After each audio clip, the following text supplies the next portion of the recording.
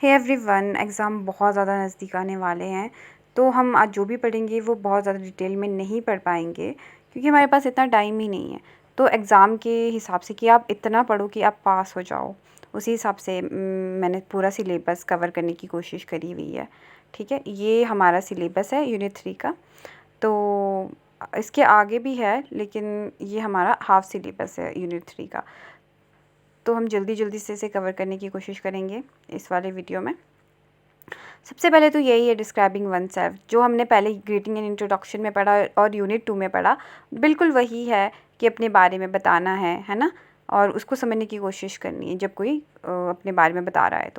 तो ये देखो, पूरा एग्जाम्पल मैंने बता दिया हुआ है। जिमापेल, मैरी, जेसूस, मैरी, ठीक है, जेसूस दिव्यांत और जे ए उन वही इस तरह से आप अपना सेंटेंस फॉर्मेशन कर सकते हैं।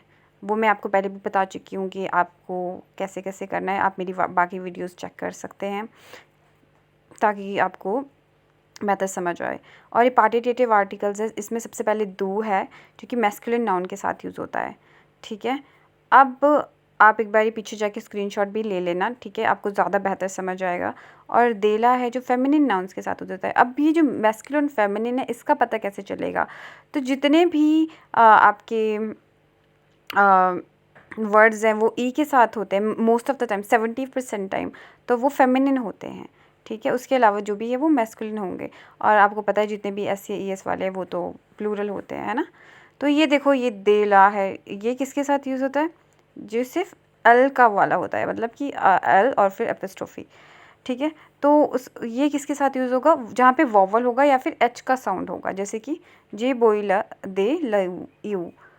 तो इसमें क्या था? ई था, वॉवल था, राइट। तब हमने इसको एल और एपोस्ट्रोफी वैसे लिखा, हमने पूरा ला ले ऐसा नहीं लिखा। उसके बाद देखो देश है, ये किसके साथ है? प्लूरल नाउन्स के साथ यूज़ है, जैसे कि फ्रूट्स, एक्सरसाइजेस, ठीक है, अमीस। आप इसको स्क्रीनशॉट एक बारी ले लेना, ठीक है, और अपने नोट्स भी बनाते रहना। उसके बाद हम आगे बढ़ते हैं।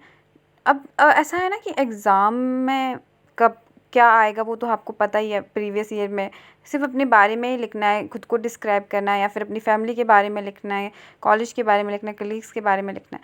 अच्छा, वोकेबुलरी इसमें स्पोर्ट्स और प्रोफेशंस की है, ठीक है। स्पोर्ट्स की आप देख लो कि कौन कौन से स्पोर्ट्स है, और प्रोफेशंस जैसे कि मेडिसिन, जर्नलिस्ट वगैरह वगैरह, ठीक है। उसके बाद है पोजेसिव एडजेक्टिव, जैसे कि मोन, तोन, सोन एक्सेट्रा। अब मोन कहाँ यूज़ होता है? मॉ मैस्कुलिन सिंगुलर के साथ यूज़ होता है, जैसे कि मेरे पापा है तो मॉम पेरे, ठीक है।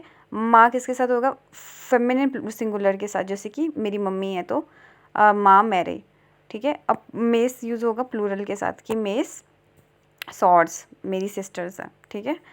उसी तरह से जो नॉस है वो प्लूरल के साथ यूज़ होता है, ठीक है। अवर मतलब कि प्लूरल के साथ यूज़ होता है। आपको तो पता है न्यूज़ वी होता है तो नॉस होगा प्लूरल। और वर्थ, वॉस, ल्यूर, ल्यूर्स, ये यहाँ से आप देख लीजिए, ठीक है। मैस्कुलिन प्लूरल तो आपको पता ही होगा, उसका